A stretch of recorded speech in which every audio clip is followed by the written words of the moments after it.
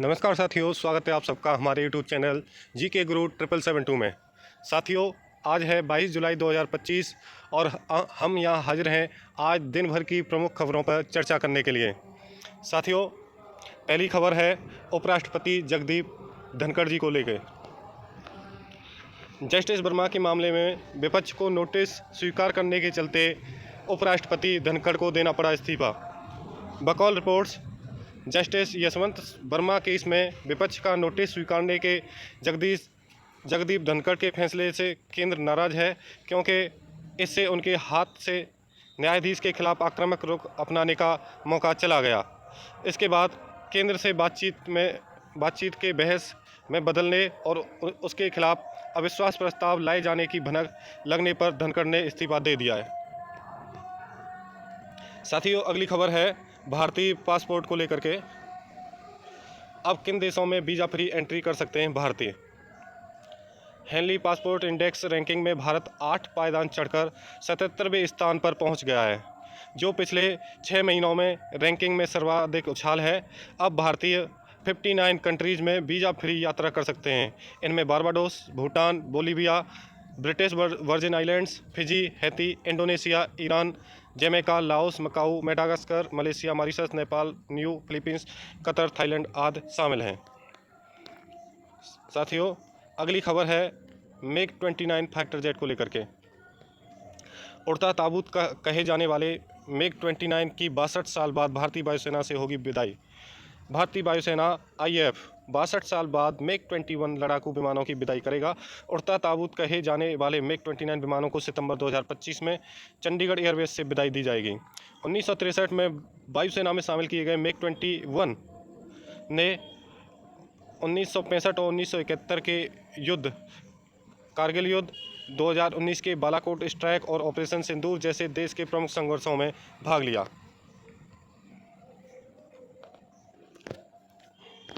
साथियों, अगली खबर है अपाचे हेलीकॉप्टर को लेकर। 15 महीने के इंतजार के बाद भारत पहुंची अपाचे हेलीकॉप्टर की पहली खेप। क्या है इसकी खासियत, आइए जान लेते हैं। 15 महीने के इंतजार के बाद अपाचे हेलीकॉप्टर की पहली खेप भारत पहुंच चुकी है। Guided hello fire missile, rocket points और 30 mm चेन गन से लैस यह लड़ाकू विमान 70 mm की 76 रॉकेट ले जा सकता है और 625 राउंड प्रति मिनट फायर कर सकता है। इसमें नाइट विजन सिस्टम है जो रात में और ख़राब मौसम में हमला कर सकता है। साथियों, अगली खबर उपराष्ट्रपति जगदीप धनखड़ जी से संबंधित है। संविधान के अनुच्छेद 67A, जिसके तहत उपराष्ट्रपति जी का इस्तीफा स्वीकार किया गया है। उपराष्ट्रपति जगदीप धनखड़ ने भारतीय संविधान के अनुच्छेद 67A के तहत अपने पद से इस्तीफा दिया है। यह अनुच्छेद उपराष्ट्रपति के कार्यकाल और उनके पद से हटने की प्रक्रिया को परिभाषित करता है। अनुच्छेद 67A के अनुसार उपराष्ट्रपति कभी भी राष्ट्रपति को संबोधित पत्र में स्वेच्छा से अपने पद से इस्तीफा दे सकते हैं, जो तत्काल प्रभावी माना जाता है। अमेरिका से भारत पहुंची अपाचे हेलीकॉप्टर की पहली खेप। ये वही खबर है जिसकी हम पहले चर्चा कर चुके हैं। अमेरिका से मंगलवार को AH-64E अपाचे अटैक हेलीकॉप्टर की पहली खेप भारत पहुंच गई है और इसे हिंडन एयरबेस पर उतारा गया है। इसकी डिलीवरी पिछले साल जून में ही होनी थी, लेकिन कुछ दिक्कतों की वजह से इसकी आपूर्ति नहीं हो पाई। यह हेलीकॉप्टर दुनिया का सबसे उन्नत अटैक हेलीकॉप्टर है और इसे फ्लाइंग तोप भी कहा जाता है। साथियों, अगली खबर है कर्ज के बदले 64 करोड़ की रिश्वत मामले में ICICI की पूर्व CEO चंदा कोचर दोषी करार। भारत के एक अपीलीय ट्रिब्यूनल ने ICICI बैंक की पूर्व CEO चंदा कोचर को भ्रष्टाचार का दोषी पाया है। ट्रिब्यूनल के मुताबिक कोचर ने वीडियोकॉन समूह को 300 करोड़ रुपए का कर्ज मंजूर करने के बदले 64 करोड़ रुपए की रिश्वत ली थी। यह रकम उनके पति दीपक कोचर की कंपनी को दी गई थी, जो वीडियोकॉन से जुड़ी हुई थी। साथियों, ये आपके मोबाइल या टेलीकॉम सेक्टर से जुड़ी हुई खबर है। जल्द ही नंबर के साथ दिखेगा कॉल करने वाले का नाम। कंपनियां इसे लागू करने को हुई तैयार। Telecom regulatory authority of India try ने फ्रॉड को रोकने के लिए कॉल करने वाले नंबर के साथ नाम दिखाने की सिफारिश की थी। इसके बाद सरकार ने अप्रैल में ट्रायल करने के निर्देश दिए थे। अब निजी टेलीकॉम ऑपरेटर इसे लागू करने के लिए पूरी तरह तैयार हैं। हालांकि BSNL ने इसे लागू करने में असमर्थता जताई है। साथियों, अगली खबर है स्वच्छता से जुड़ी हुई। 88 साल की उम्र में भी सड़कों से कूड़ा उठाते हैं पंजाब के पूर्व डीआईजी इंद्रजीत सिद्धू। कारण बताया, पंजाब के डीआईजी रह चुके 88 वर्षीय इंद्रजीत सिंह सिद्धू इस वर्ष में भी हाथ में थैला लिए चंडीगढ़ में कूड़ा उठाकर सड़कों की सफाई करते नजर आते हैं। उन्होंने कहा, मैं किसी को शिक्षा नहीं देता, मुझे साफ जगह अच्छी लगती है। बकौल सिद्धू, दूसरे देशों की सड़कें साफ होती हैं लेकिन हमारे देश में गंदगी पड़ी है। प्यारे साथियों, हमें भी इस तरह के चीज़ों से सीख लेनी चाहिए और अपने दैनिक जीवन में साफ सफाई को अपनाना चाहिए। साथियों, अगली खबर जुड़ी हुई है अमेरिका से। ज़रूरत पड़ी तो ईरान के न्यूक्लियर ठिकानों पर फिर से करूंगा हमला, ये कहना है राष्ट्रपति डोनाल्ड ट्रंप का। अमेरिका के राष्ट्रपति डोनाल्ड ट्रंप ने ईरान को चेतावनी देते हुए कहा, अगर ज़रूरत पड़ी तो अमेरिका ईरान के परमाणु ठिकानों पर फिर से हमला करेगा। ट्रंप की ये चेतावनी ईरान के विदेश मंत्री अब्बास अरगची के उस बयान के बाद आई जिसमें उन्होंने कहा था कि ईरान न्यूक्लियर संवर्धन कार्यक्रम नहीं छोड़ेगा। साथियों, अगली खबर जुड़ी है गाजा में हमास के खिलाफ हुआ विरोध प्रदर्शन। खून का सौदा बंद करो के नारे लगाए गए। फिलिस्तीन के गाजा पट्टी में बुजुर्गों व बच्चों के साथ कई युवाओं ने सड़कों पर उतरकर हमास के खिलाफ विरोध प्रदर्शन किया। इस दौरान प्रदर्शनकारियों ने खून का सौदा बंद करो, हमास आउट और युद्ध समाप्त करो के नारे लगाए। सोशल मीडिया पर इसका वीडियो वायरल हो रहा है। मार्च अप्रैल में भी हमास के खिलाफ विरोध प्रदर्शन हुए थे। साथियों, ये टेक्नोलॉजी से जुड़ी हुई न्यूज़ है। एआई बूम के बीच 1 ट्रिलियन अमेरिकी डॉलर पहुंचा ताइवान की सेमीकंडक्टर कंपनी का market cap. Taiwan semiconductor manufacturing company TSMC ने शुक्रवार को पहली बार 1 ट्रिलियन यानी 1 ट्रिलियन डॉलर का मतलब होता है लगभग 80 लाख करोड़ रुपए का मार्केट कैप हासिल कर लिया है। बकौल रिपोर्ट्स, TSMC ऐसा करने वाली पहली कंपनी है। कंपनी के शेयरों में शुक्रवार को रिकॉर्ड तेजी दर्ज की गई और इसके US ट्रेडर अमेरिकन डिपॉजिटरी रसीद ADR की कीमत करीब 1.2 ट्रिलियन अमेरिकी डॉलर, जो कि भारतीय रुपए में होता है 96 लाख करोड़ रुपए, इस कंपनी की मार्केट प्राइस हो चुकी है। साथियों, अगली खबर जुड़ी हुई है खेल जगत से। महिला चेस वर्ल्ड कप के सेमीफाइनल में पहुंची दिव्या देशमुख, जीत के बाद हुई इमोशनल। अंतर्राष्ट्रीय मास्टर दिव्या देशमुख FIDE महिला शतरंज विश्व कप के सेमीफाइनल में पहुंच गई हैं। उन्होंने डी हारिका को रैपिड वर्क में टाई ब्रेक में 2-0 से हराया। मैच जीतने के बाद दिव्या इमोशनल हो गई, जिसका वीडियो सामने आया है। गौरतलब है कि FIDE के शतरंज विश्व कप के सेमीफाइनल में जगह बनाने वाली दिव्या दूसरी भारतीय महिला है। वर्ल्ड ब्रेन डे 22 जुलाई को क्यों मनाया जाता है? ब्रेन डे दिमाग से जुड़ी बीमारियों और उसको सेहतमंद रखने के तौर तरीकों के बारे में जागरूकता फैलाने के लिए दुनिया भर में 22 जुलाई को वर्ल्ड ब्रेन डे मनाया जाता है। दरअसल वर्ल्ड फेडरेशन ऑफ न्यूरोलॉजी की स्थापना 22 जुलाई 1957 को हुई थी, जो ब्रेन और नर्वस सिस्टम के बारे में जागरूकता बढ़ाती है। इसलिए 22 जुलाई को वर्ल्ड ब्रेन डे मनाया जाता है। साथियों, अगली खबर ChatGPT से जुड़ी हुई है। हर दिन 2.5 अरब सवालों का जवाब दे रहा है ChatGPT, ये कहना है OpenAI का। साथियों, हर भारतीय को मिले हेल्थ चेकअप का कानूनी अधिकार। हार्ट अटैक के मामलों पर संसद में राघव चड्ढा ने ये कहा है। आप सांसद राघव चड्ढा ने मंगलवार को संसद में मांग की कि हर नागरिक के लिए वार्षिक स्वास्थ्य जांच को कानूनी अधिकार बनाया जाए। उन्होंने कहा कि कोविड-19 के बाद हार्ट अटैक और अन्य बीमारियों में तेजी से बढ़ोतरी हुई है। अगर समय रहते बीमारी का पता चल जाए तो कई जिंदगियां बचाई जा सकती हैं। बहुत ही सराहनीय कदम उठाया गया है। इनका कहना बहुत ही वाजिब है। अब आगे बढ़ते हैं अगली खबर की तरफ। रूस यूक्रेन के बीच शांति वार्ता के लिए तारीख तय हो चुकी है, जेलेंस्की ने किया ऐलान। यूक्रेनी राष्ट्रपति व्लादिमीर जेलेंस्की ने कहा कि यूक्रेन और रूस बुधवार 23 जुलाई को इस्तांबुल, तुर्की में शांति वार्ता का नया दौर आयोजित करेंगे। जेलेंस्की ने सोमवार को कहा, आज मैंने यूक्रेनी सुरक्षा परिषद प्रमुख रुस्तम उमरोव के साथ कैदियों की अदला बदली की तैयारियां और तुर्की में रूसी पक्ष के साथ एक और बैठक पर चर्चा की है। साथियों, ये है मुंबई बम धमाकों से जुड़ी हुई खबर। मुंबई ट्रेन धमाके में हाई कोर्ट के फैसले को महाराष्ट्र सरकार ने सुप्रीम कोर्ट में दी चुनौती।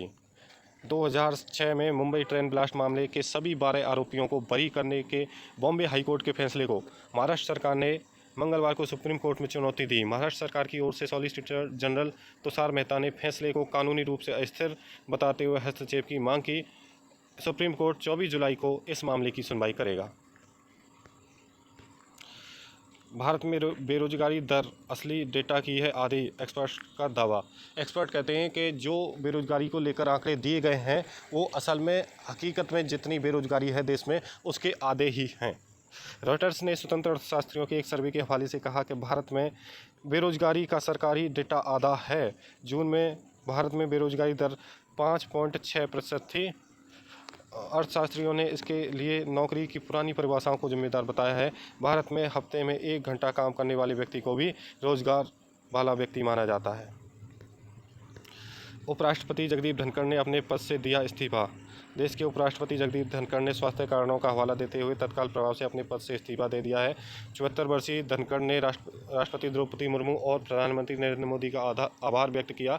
गौरतलब है कि धनखड़ 11 अगस्त 2022 को उपराष्ट्रपति बने थे और अगस्त 2027 तक उनका कार्यकाल था। साथियों, बढ़ते हैं अगली खबर की तरफ। न चार्ज न सब्सक्रिप्शन, फिर भी करोड़ों कमाते हैं गूगल पे और फ़ोनपे। जानिए कैसे। गूगल पे और फ़ोनपे ने पिछले साल मिलकर 5065 करोड़ रुपए से ज़्यादा की कमाई की।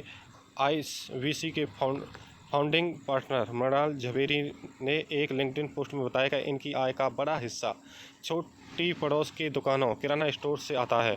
फ़ोनपे जैसी ऐप्स इन दुकानों में इस्तेमाल होने वाले वॉइस इनेबल्ड स्पीकर सेवाओं से मुनाफा कमाती है। साथियों, बढ़ते हैं अगली खबर की तरफ। हर तीसरे भारतीय का बैंक खाता बंद पड़ा है। वर्ल्ड बैंक की आई चौंकाने वाली रिपोर्ट। वर्ल्ड बैंक की रिपोर्ट के मुताबिक भारत में हर 3 में से 1 व्यक्ति का खाता निष्क्रिय है, यानी कि पिछले 12 महीनों में उनमें कोई ट्रांजैक्शन नहीं हुआ है। बकौल रिपोर्ट्स भारत में 35% खातों के लोगों के खाते निष्क्रिय हैं। अन्य विकासशील देशों में यह आंकड़ा 13% है, जबकि अमीर देशों में लगभग सभी खाते एक्टिवेट हैं। खाने की लाइन में लगे 93 फ़िलिस्तीनियों की मौत पर भड़के पोप लियो, बताया बर्बरता। गाजा में राशन की लाइन में खड़े 93 फ़िलिस्तीनियों की इजरायली गोलीबारी में मौत पर पोप लियो 14 ने कड़ी नाराज़गी जताई है। उन्होंने इसे बर्बरता बताया और अंतर्राष्ट्रीय समुदाय से मानवीय कानूनों के पालन की अपील की। पोप ने फ़िलिस्तीनी राष्ट्रपति महमूद अब्बास से बात कर गाजा में अंधाधुंध बल प्रयोग और जबरन विस्थापन पर चिंता जताई है। साथियों, बढ़ते हैं अगली खबर की तरफ। Income tax bill 2025। ITR देर से फाइल करने पर भी मिलेगा TDS रिफंड। संसदीय समिति ने दिए बड़े सुझाव। रिपोर्ट्स के अनुसार संसदीय समिति ने सरकार से डेडलाइन के बाद ITR भरने वालों पर कोई पेनल्टी नहीं लगाने और उन्हें TDS रिफंड देने की सिफारिश की है। संसदीय समिति ने यह सुझाव दिया कि धार्मिक और परमार्थ न्यासों को दिए गए गुमनाम दान को भी टैक्स के दायरे से बाहर रखा जाना चाहिए। साथियों, बढ़ते हैं अगली खबर की तरफ। भारत हर संभव मदद के लिए तैयार, बांग्लादेश विमान दुर्घटना पर PM मोदी ने कहा। प्रधानमंत्री नरेंद्र मोदी ने ढाका, बांग्लादेश में बांग्लादेशी वायुसेना के विमान हादसे पर दुख व्यक्त किया। उन्होंने कहा, हमारी संवेदनाएं पीड़ित परिवारों के साथ हैं और हम घायलों के शीघ्र स्वस्थ होने की कामना करते हैं। भारत बांग्लादेश के साथ है और हर संभव सहायता व सहयोग देने के लिए तैयार है। हादसे में 19 लोगों की मौत हुई है। साथियों, बढ़ते हैं अगली खबर की तरफ। अक्टूबर-नवंबर में शतरंज विश्व कप की मेजबानी करेगा भारत। भारत 30 अक्टूबर से 27 नवंबर तक शतरंज विश्व कप की मेजबानी करेगा। भारत ने पिछली बार 2002 में हैदराबाद में इस टूर्नामेंट की मेजबानी की थी और उस दौरान विश्वनाथन आनंद ने खिताब जीता था। अंतर्राष्ट्रीय शतरंज महासंघ FIDE के मुताबिक विश्व कप में शीर्ष 3 स्थान प्राप्त करने वाले खिलाड़ी कैंडिडेट्स टूर्नामेंट 2026 के लिए सीधे क्वालिफाई करेंगे। साथियों, बढ़ते अगली खबर की तरफ। फिलहाल चिंता की कोई बात नहीं, ब्रह्मपुत्र नदी पर चीन के बांध बनाने पर असम के CM शर्मा। असम के मुख्यमंत्री हेमंत बिस्वा शर्मा ने तिब्बत में ब्रह्मपुत्र नदी पर चीन के द्वारा दुनिया का सबसे बड़ा बांध बनाए जाने को लेकर कहा कि फिलहाल चिंता की कोई बात नहीं है। उन्होंने कहा, ब्रह्मपुत्र को अपना अधिकांश पानी भूटान, अरुणाचल प्रदेश और हमारे राज्य से वर्षा जल और अन्य स्रोतों से मिलता है।